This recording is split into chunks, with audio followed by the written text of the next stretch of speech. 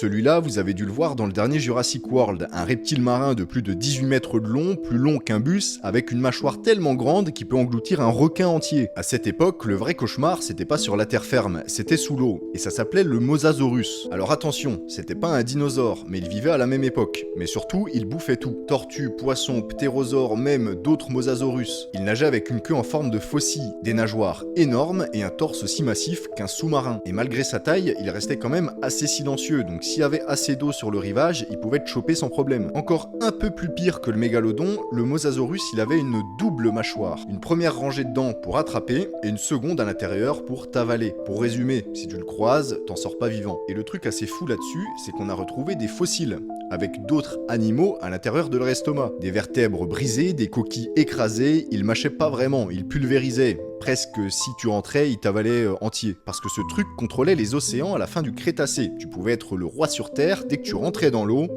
c'est fini. Et le Mosasaurus, c'est un peu la raison pour laquelle il n'y a jamais vraiment eu de dinosaure qui a régné sur les océans.